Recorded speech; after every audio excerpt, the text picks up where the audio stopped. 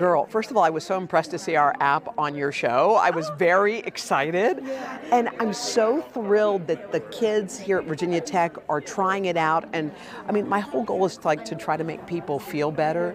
These kids are so on it. They are so top drawers. So watching how they are with this app, and also they're giving me great feedback. I mean, pluses and minuses, and I love it. I just think it's such a great group. A hokey homecoming and a boost of joy for the next class of storytellers. Roanoke City Community Engagement tells 10 News the city has received feedback specifically about Williamson Road and Orange Avenue, but says it has not received feedback on some of the other intersections we asked about, including Brandon and Colonial or Williamson and Rutherford. Now, the city says if you have a problem intersection, you can report that on their website. We've linked to it online at WSLS.com. Until then, I'm Jordan Parham, 10 News, working for you. So my mom has been telling me to get pre-check for the longest time. I need to run back home and grab a passport, at least. Okay, I got it. Oop, upside down. I got it. Got my passport. Decided not to bring the birth certificate, but I'm just gonna try my passport. Hopefully that should work. Fingers crossed. Hi, how can I help you? Hi, I'm looking to sign up for TSA pre-check. Okay. Do you have an appointment? No, I don't. Okay, let me see. I was told I have to go to this website and sign up for an appointment, but scroll all the way to the bottom and say walk-in. Date of birth, English, I emailed twice. Attempt number 2 of trying to get TSA pre-check. Let's see. Okay. Oh, that took longer than I expected. Long story short, I do get $20 off. I only get it if I email the company before May 31st, and it comes back within 30 to 60 days. So, is it worth it to get pre-check for the $20 off? Yes. But is it worth the hassle? Maybe. Depends if you fly a lot. I don't fly a lot, so we're gonna have to see. 10 News photojournalist Jordan Parham gives us a look at the exciting homecoming.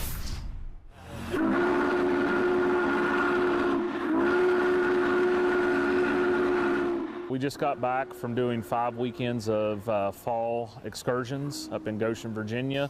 So this is kind of a little mini homecoming event, bringing the engine back here to Roanoke to where it was built. Now, I've been with this engine for 10 years now, and everywhere we operate, someone has a story with it. Their family member worked on it, or they know somebody that worked on it, or they rode a trip behind it. So it's literally one of the world's most famous steam locomotives. It's ready to run. So this is really a bucket list item for me. My great-grandfather was the first person to ever drive this train. He worked in the Roanoke shops and pulled it out. You know, the locomotive runs great. It's a great machine. Evident as today, we draw a huge crowd everywhere we go, regardless of what the weather conditions are.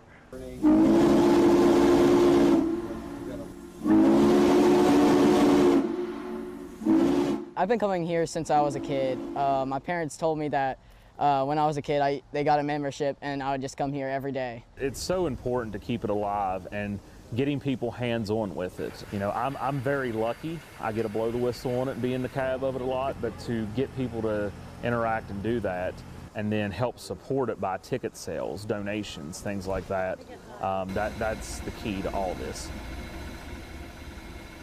Journalist Jordan Parham is working for you to share the stories and the experiences of our servicemen and women, bringing their courage and dedication to light.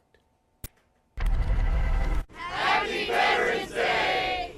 Our veterans have paid the ultimate price and provided such an active service. And so in the last week here in the town of Vinton, we've been able to just do a small token of appreciation through our Ruck event on Saturday, and then placing of the Field of Honor, and then the blessing today.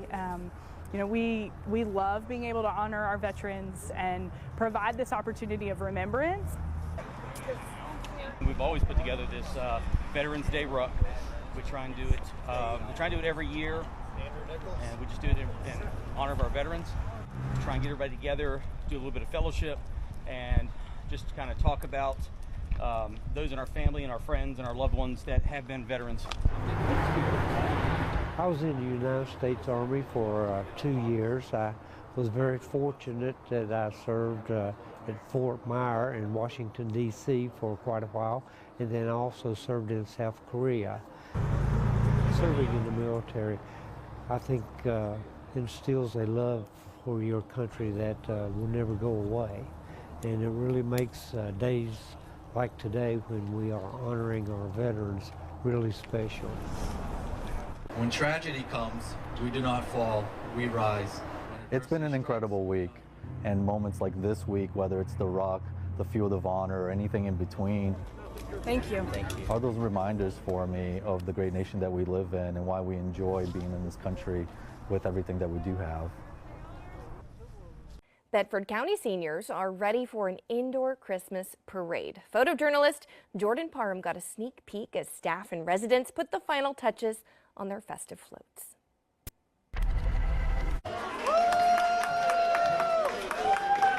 Well, this is our annual parade. We have one every year. I was at a doctor appointment, and I made sure I got back in time to be here and enjoy it. Everybody having a good time.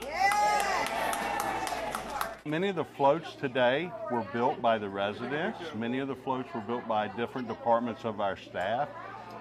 We even had community involvement. We had Miss Poff's 4th grade class from Liam Wade Elementary School come down here and do a float for us during this. So it's just a great community event.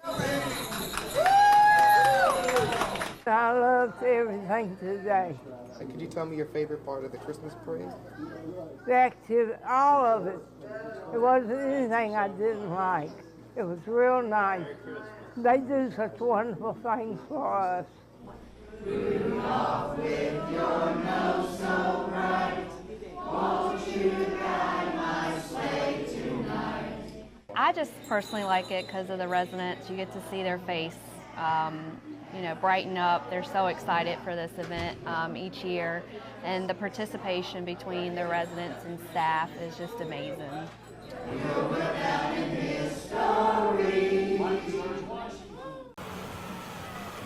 Folks, I'm here with Coach Joey Moen and Tyler Gordon. Tyler, I'll start with you. You scored the first goal in the first period. Walk me through what was going through your mind after you had hit that shot.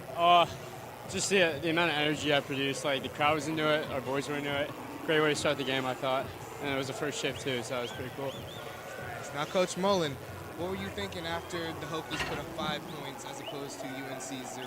I thought we started the game the right way. I mean, anytime you score 4 goals in the first 10 minutes of a game, that's a great start. Kind of put them back on their heels early, and we've just kind of been rolling ever since. Thank you, guys.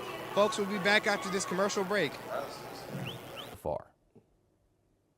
Well, if you're the 49ers, you definitely want to play more of like a zone defense. You know, you want to scatter your players out more evenly. You want to just watch the puck more. You know, play close attention, especially to Cam Kazai and Gavin Peduzzi, who make up 11 points. That's more than half of Virginia Tech's points for this season. They're definitely going to be the forces to reckon with, the top shooters on the team. You definitely want to watch out because their shots are definitely going to be well planned and well placed. If you're Charlotte, you want to more play the body. Don't play the puck as much because the puck could change directions in a heartbeat. Play the body because that takes the person out of the play. They could fall, they could get pushed out of play for any reason. Puck could go across the blue line and you have to. We start this morning with a new end-of-year format for college football. The 2024-25 season marks the first NCAA 12-team playoff tournament. The tournament will consist of the top 12 ranked teams in the Football Bowl Subdivision, or FBS, with the top 4 teams receiving a first-round bye. The remaining 8 teams will play each other in regular season tournament style, with number 5 playing number 12, and so on. The higher-seeded team will host the lower-seeded team until the final match, which will be held at Mercedes-Benz Stadium in Atlanta, Georgia. If the college playoffs were to start tomorrow, number 5 seed Georgia will play number 12 seed Iowa State. Now to tie with more. In late September, the NFL announced that Kendrick Lamar would headline the Super Bowl halftime show at Caesars Superdome in New Orleans, Louisiana. This would be Lamar's second time performing at halftime and first time headlining solo. Previously, the Los Angeles native performed at Super Bowl 56 in 2022 with Eminem, Dr. Dre, Snoop Dogg, and Mary J. Blige. Fans worldwide have given their opinions on the piece, most of the chatter being overwhelmingly positive, with some not agreeing with the choice.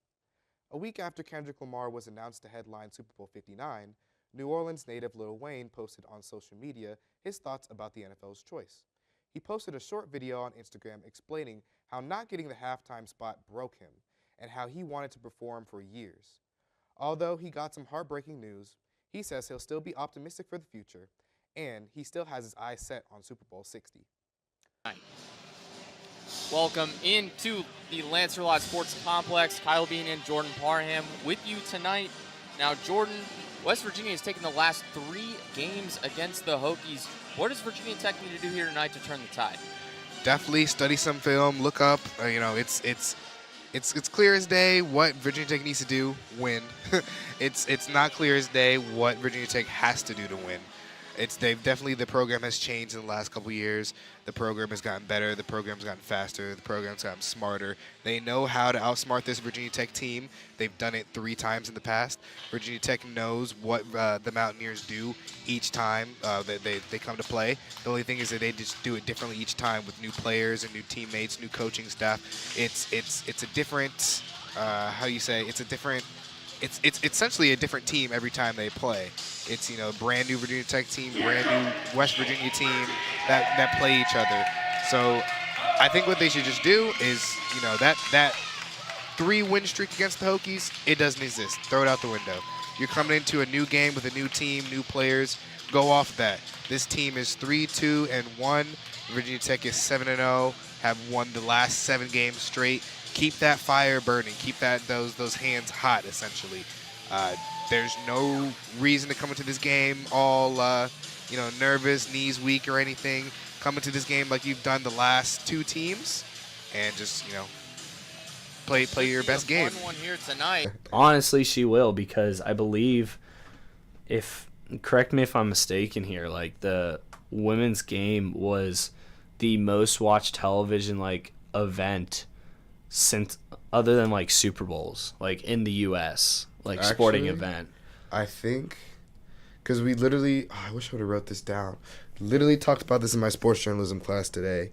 None of the World Series, except for the World Series in 2019, had more eyes watching the USC versus Iowa finals. There were, I think, no or one Super Bowl that had more viewers than that.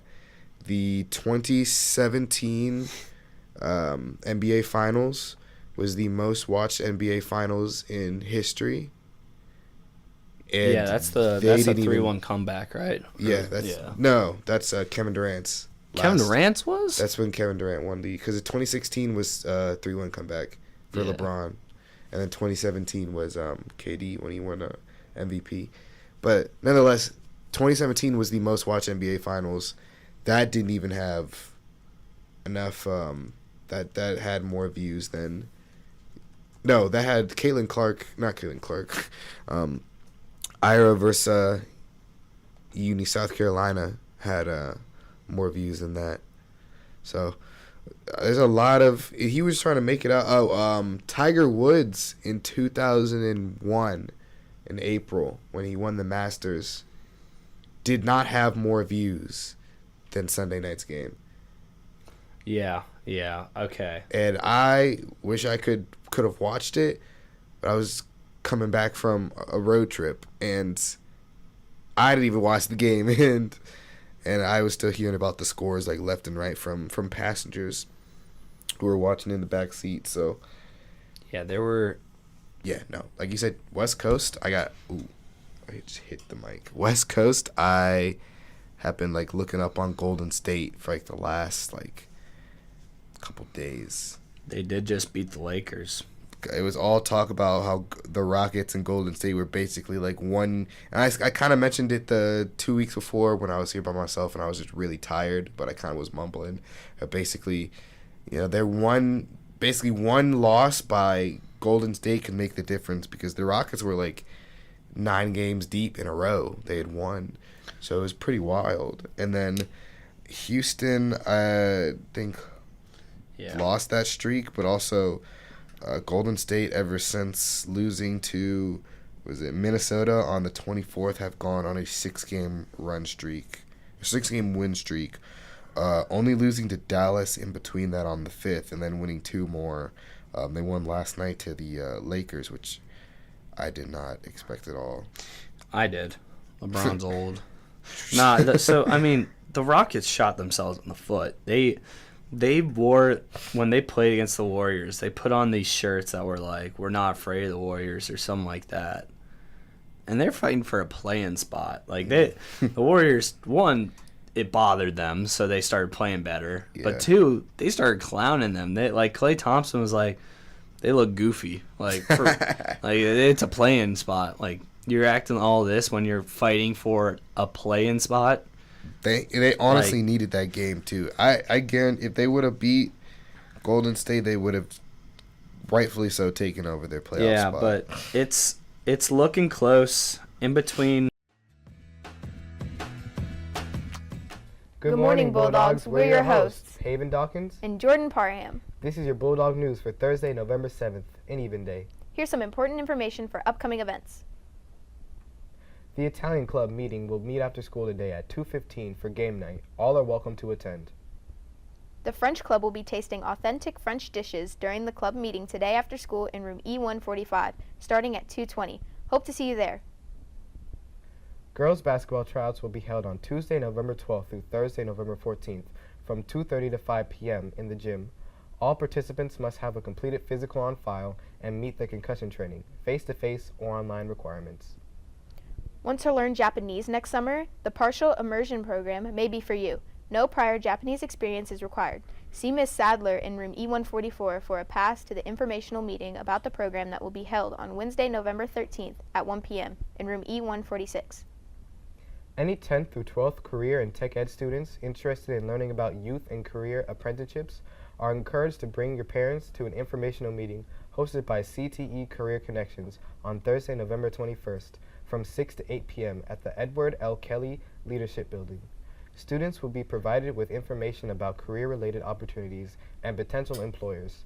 Don't miss hearing about these unique CTE opportunities to earn money while in school and connect to your future employers. And now for your weather with Jordan Parham. A chance of rain, mainly after 4 p.m. Thursday nights there will be showers with gusts of wind as high as 20 miles per hour. It's gonna be cold, so wear your jackets. That's all your news for today. Thanks for watching and have a great Bulldog day.